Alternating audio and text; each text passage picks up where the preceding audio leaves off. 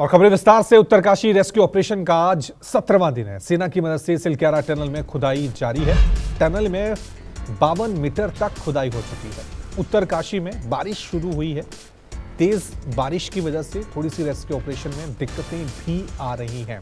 हालांकि सेना की टीम इस ड्रिलिंग के काम में पूरी तरह से लगी हुई है और अब उम्मीद की जा रही है कि अब दूर नहीं है हमारे देश के वो मजदूर जो देश के निर्माण में लगे हुए थे। रेस्क्यू ऑपरेशन का आज 17वां दिन है। तस्वीरों में आप देख सकते हैं कि एक्शन में है रैट माइनर्स उनको कहा जाता है जो चूहे की तरह माइनिंग करते हैं और जल्द से जल्द कोशिश यही है उनकी कि वो मजदूरों तक पहुंचे और सुरक्षित उन्हें बाहर निकाला जाए। और इस ऑपरेशन में देश के जवान भी अब जुट गए हैं। वहीं ग्राउंड जीरो पे ड्रिलिंग का काम युद्ध स्तर पे जारी है। आपको एक और जानकारी देंगे, लेकिन उससे पहले रेस्क्यू ऑपरेशन का जायजा लेने पहुंचे सीएम पुष्कर सिंह धामी ने क्या कुछ कहा है वो सुनिए।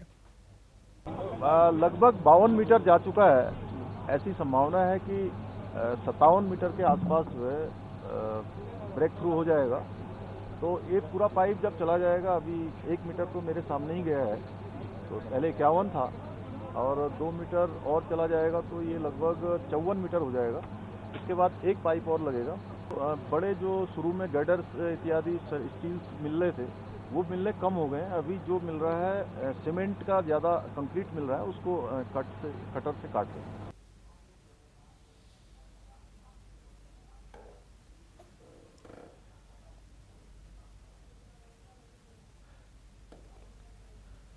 तो चलिए तस्वीरें हम आपको दिखा रहे हैं किस तरह से आज 17वां दिन है रेस्क्यू ऑपरेशन का। एक तरफ वर्टिकल ड्रिलिंग चल रही थी, दूसरी तरफ मैनुअल ड्रिलिंग चल रही थी। वर्टिकल ड्रिलिंग यानी जो टनल है उसके ऊपर से ड्रिलिंग हो रही थी और दूसरी तरफ मैनुअल ड्रिलिंग हो रही है ताकि मजदूरों तक जल्द से जल्द पहुंचा जा सके। सीधा रुख करते हैं ग्राउंड जीरो का यानी घटनास्थल का, जहां मेरे सहयोगी राहुल प्रकाश टनल साइट पर ही मौजूद हैं। राहुल, आपसे जानना चाहेंगे क्योंकि उम्मीदें एक बार फिर जगी हैं। अब कहा जा रहा है कि वो वक्त बहुत जल्दी आएगा जब देश के 41 ये मजदूर सुरक्षित बाहर निकल आएंगे। क्या अपडेट है, क्या तस्वीरें आप अभी दिखा पाएंगे?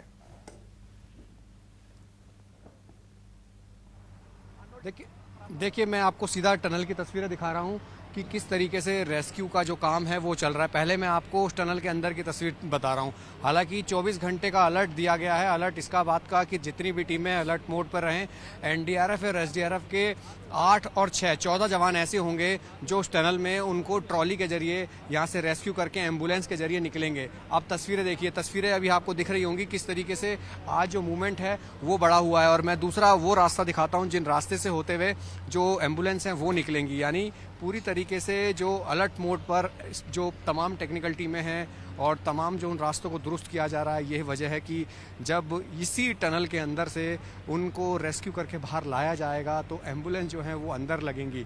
एक एक करके उनको एस्कॉर्ट करके यहाँ से ग्रीन कॉरिडोर में अस्पताल चिन्याली सोड़ जो जगह है वहाँ लेके जाया जाएगा। अगर उनको कोई दिक्कत होती है तो एयर एम्बुलेंस का इस्तेमाल भी होगा, जहाँ एम्स ऋषिकेश तक उनको पहुँचाया जाएगा। दूसरी तरफ बड़ी डॉक्टरों की टीम की पैनल एक यहाँ पर है जो उस चीज़ को मॉनिटर कर रही है और जो बातचीत कर रही है। लेकिन मौजूदा स्थिति ये है कि जो अलर्ट मोड कहा गया है कि तमाम जो लोग अलर्ट पर रहें, यानी आप समझ सकते हैं कि कितनी बड़ी बात है। हालांकि ये भी चीज़ सामने आई है अभी कुछ समय पहले जो बातचीत का दौर था कि पीएम भी बात कर सकते हैं उन तमाम सैनिकों से। लेकिन जिस तरीके की तस्वीर है, क्योंकि सीएम धामी ने बात करी है और पीएमओ के जो पर्सनल सेक्रेटरी थे उन्होंने बात करी थी।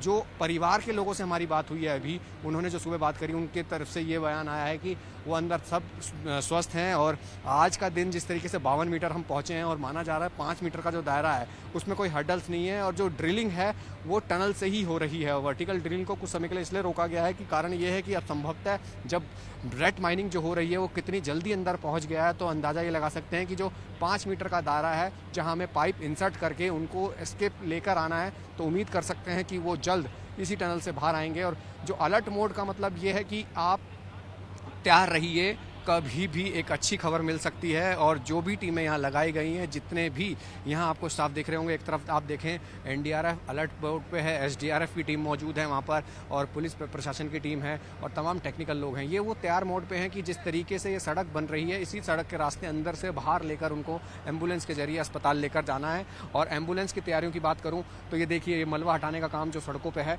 वो भी किया जा रहा है, क्योंकि यही रास्ते पर एम्बुलेंस तैयार की गई है और यहाँ पर 41 एम्बुलेंस को लगाया गया जो धीरे धीरे ऊपर आएंगी जैसे उनको मूवमेंट मिलेगा कि ब्रेक थ्रू हुआ है। तो यहाँ से मूवमेंट होकर चिन्यालीसोड़ जो यहाँ से करीब 34 किलोमीटर दूर है वहाँ उनको लेकर जाया जाएगा। और बताया जा रहा है कि अगर किसी की हालत या आपको लगता है कि तबीयत ठीक नहीं है तो एयर एम्बुलेंस के जरिए उसको यहाँ से रेस्क्यू किया जाएगा।